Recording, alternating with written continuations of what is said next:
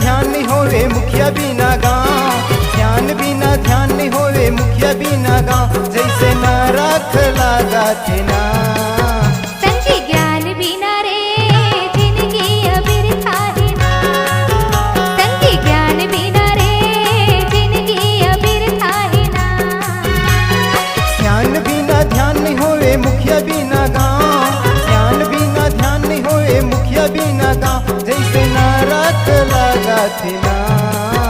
संगी ज्ञान बिना रे जिंदगी अबिरथा है ना, संगी ज्ञान बिना रे जिंदगी अबिरथा है ना।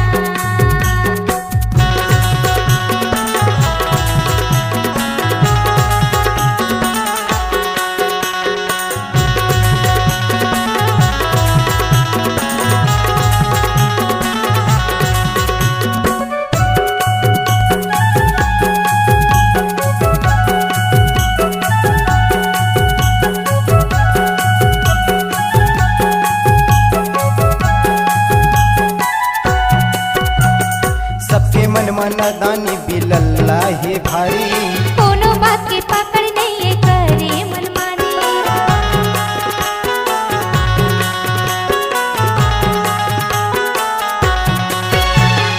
सबके मन मना दानी बिलल्ला है भारी, कोनो बात के पकड़ नहीं करे मनमानी।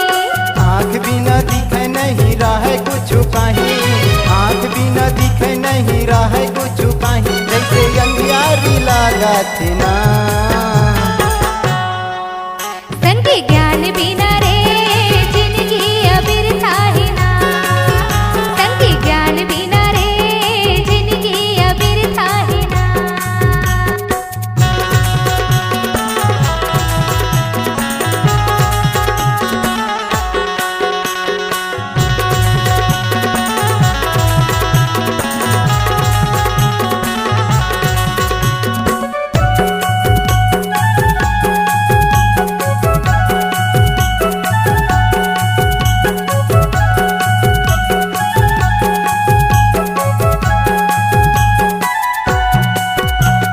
अकड़ चले सब खाली जैसे है मवाली, ऊंची नीचे देखे नहीं बोला ताना तानी।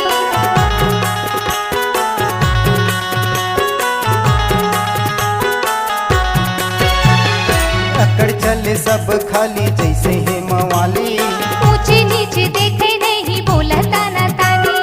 देखना सम्मान कर ज्ञान होगे भारी, देखना सम्मान कर ज्ञान होगे भारी, जैसे सियानी करत हवे ना। संगी ज्ञान बिना रे जिंदगी अबिरथा है ना, संगी ज्ञान बिना रे जिंदगी अबिरथा है ना।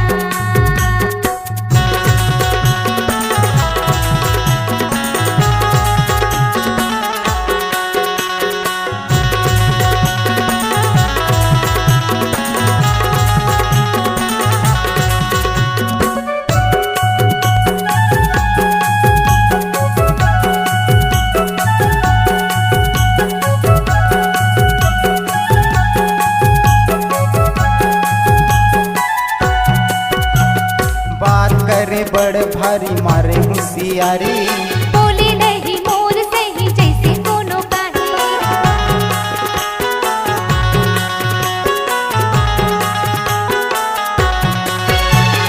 बात करे बड़ भारी मारे होशियारी, बोले नहीं मोर सही जैसे कोनो काही। अपने आपला समझत ज्ञानी, अपने आपला समझत ज्ञानी, जैसे ज्ञाने बोवत है ना। संगी ज्ञान बिना रे जिंदगी अबिरथा है ना, संगी ज्ञान बिना रे जिंदगी अबिरथा है ना। ध्यान बिना ध्यान नहीं होवे मुखिया बिना गाँव, ध्यान बिना ध्यान नहीं होवे मुखिया बिना गाँव, जैसे न रख लगा थे ना।